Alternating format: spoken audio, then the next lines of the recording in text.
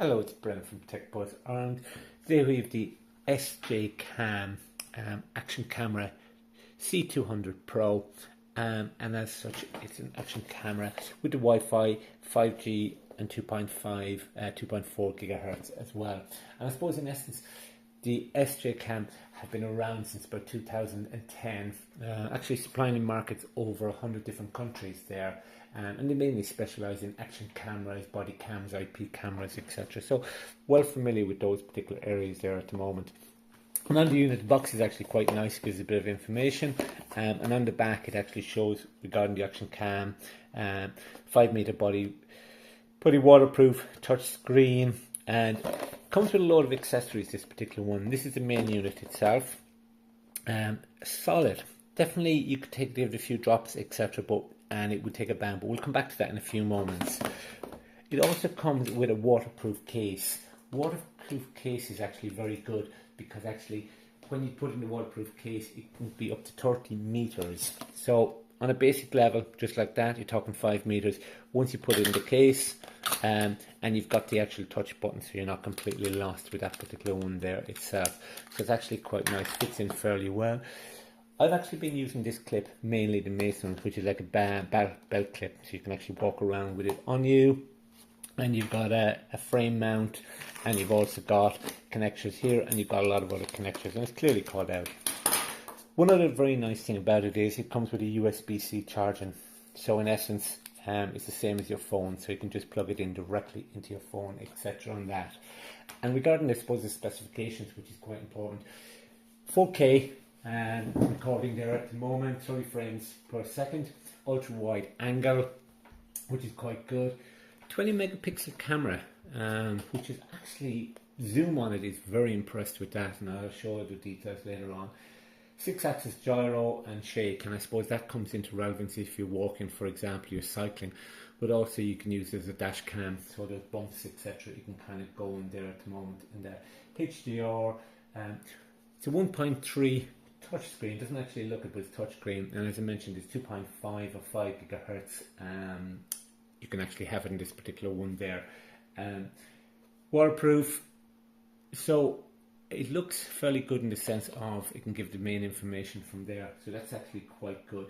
Interesting on the, and I suppose the main thing people would be interested in is not the shape and all that, it's actually the camera itself and the video itself, because the video itself can actually do normal mode, time-lapse, slow video, car mode, pre-recording.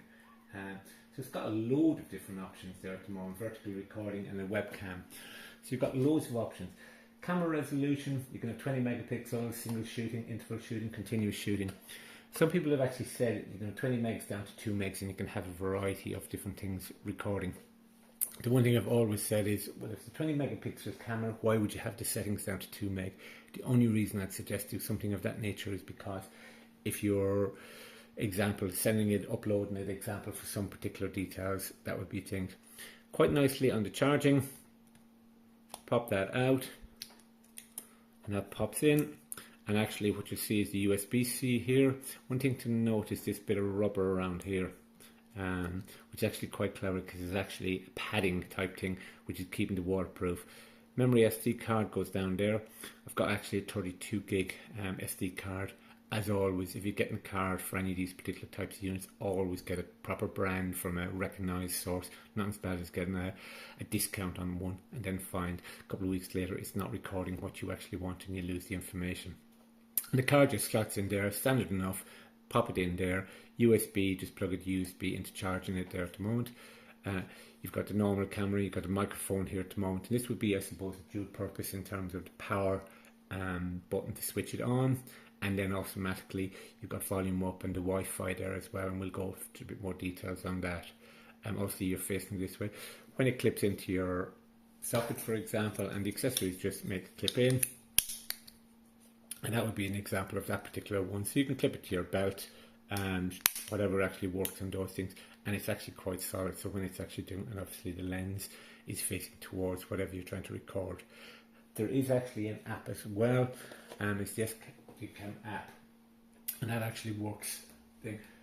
The And I'll give you a bit more setup to give you an idea how that actually works itself.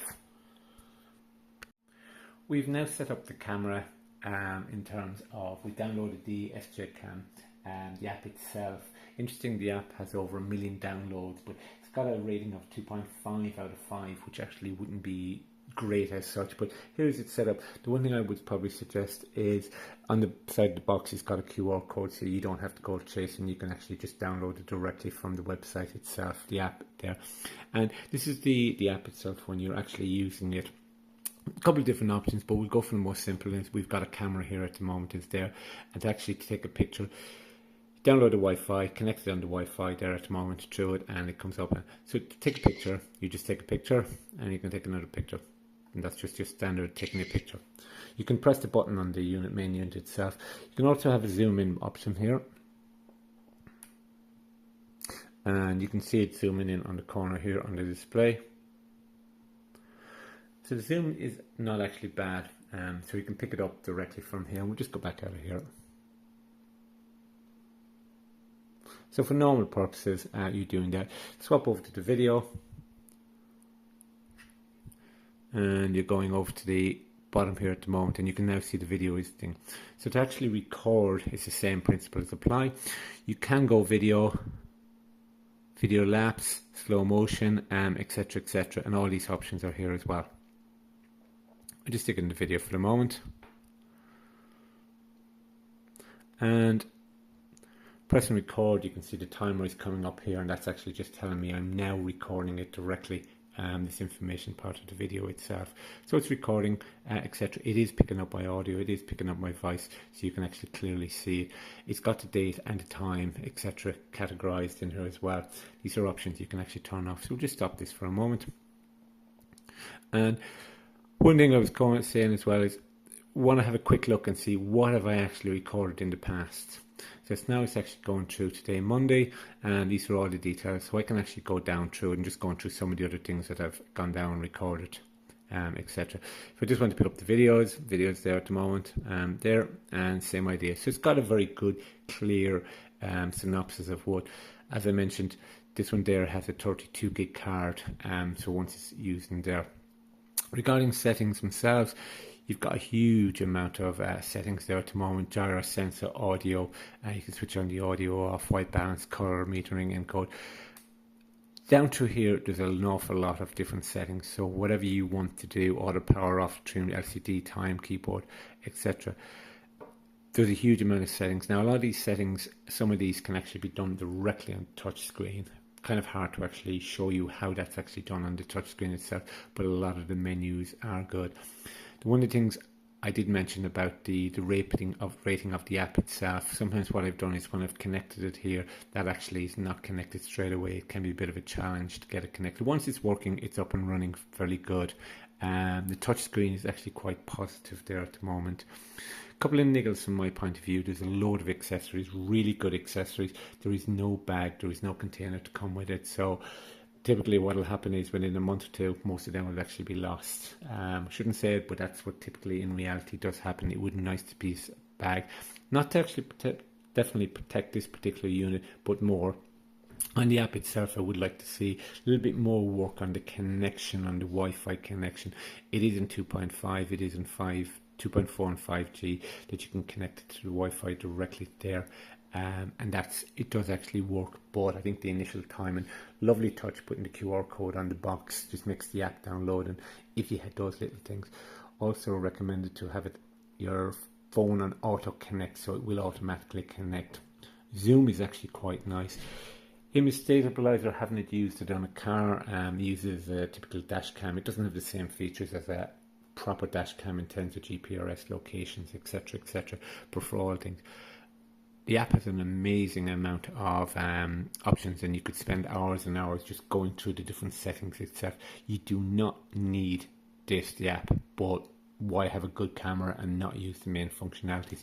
You can just pick this up through the touch screen, flick it over to camera, for example, press the camera and click the button in the front.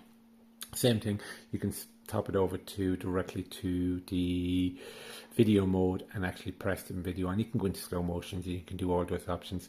having the bigger screen on your phone is quite good, so you can actually control it, because sometimes what I found is when I was carrying this case on it, I actually couldn't see the display, so I didn't actually know what I was doing, what I was going to about recording it there. Obviously with this one here you can actually see it, which is waterproof, which is quite good, and the buttons are quite clear. Overall, lovely little solid product. Give it a few knocks, give it things, is good. The waterproof, real bonus there to say the least, in the extra case as well. Load of functionalities like the USB-C there at the moment on that. As I said, slight niggle on the software itself. 1 year warranty, which is okay on this particular model. And obviously you can see the frames. I can change these particular settings there. So everything is relatively easy to change the resolution if I wanted it here at the moment on that. And it's covered. Overall, not the most expensive, not going to completely break the bank as such. Reasonably priced there at the moment, and actually works fairly well. I bet my couple of niggles there, and the gyroscope stabilizer is quite nice because you do actually need that. So when you're walking, I've found the jittering and moving around caused a few queries on that. Thank you very much for watching Tech Buzz Ireland. Catch.